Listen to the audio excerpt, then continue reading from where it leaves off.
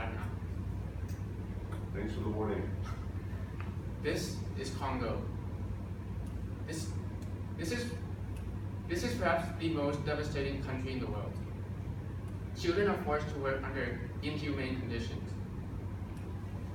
The most basic human needs are not met.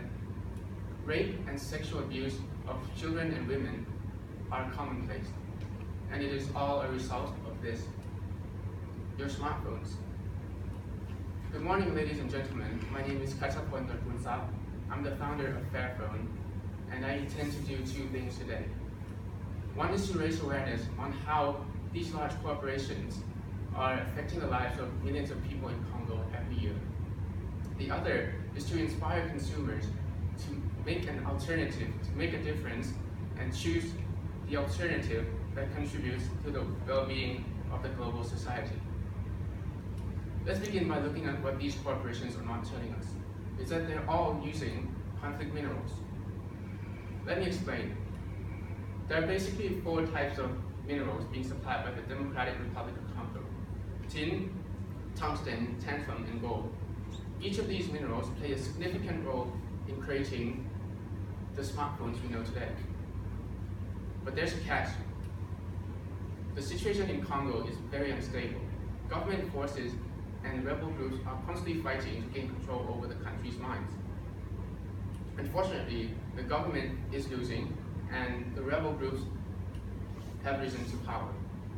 Consequently, they've gained control over the exports of these minerals, and they're selling these minerals to neighboring countries at lower than market prices. The proceeds received from these minerals will then be used to buy guns, weaponry, and firearms. These firearms will be used to further their operations by terrorizing, controlling, and forcing people, the Congo people, to work in their mines under subhuman conditions. And this is why these minerals are known globally as conflict minerals. So as you look at this graph, you probably notice that as the demand for mobile phones, particularly smartphones, continues to grow, so will the demand for these conflict minerals. So from this correlation, it becomes clear that our consumer preferences, our choices, have a direct impact on how these rebels are funding their vicious operations. So if we continue to overlook this correlation, we are going to end up funding the violence, rape, and murders of over thousands of Congo people every year. However, if we decide to stand up against these vicious acts and these immoral practices, we can make a change. And that's what I'm asking you all to do today. Let me introduce you to the Fairphone. It's a smartphone built without any conflict minerals and using fair labor conditions throughout the supply chain. It's a clear alternative for responsible consumers to make the change and contribute to the well-being of the global society. The company is founded on the principles of social and environmental values. In other words, it's built for the people and for the planet. And this is where we differ from most companies in the industry.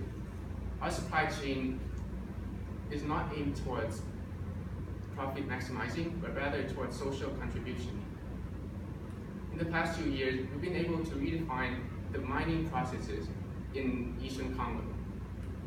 With the help of people from all around the world, we've been able to create safe, clean, and fair jobs for hundreds of people in the Eastern Congo amidst all these violent conflicts. However, we know from experience that raising our voices against these large corporations is not an easy task. So I ask that you stand with us. Stand with us against these large corporations. Stand with us for the people of Congo, and stand with us to end the use of these conflict minerals.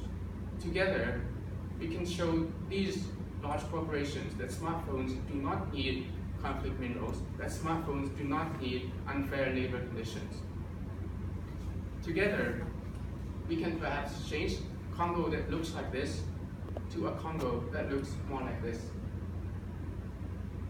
And remember, if you decide to stand with us, you're not just buying a phone, you're starting a movement.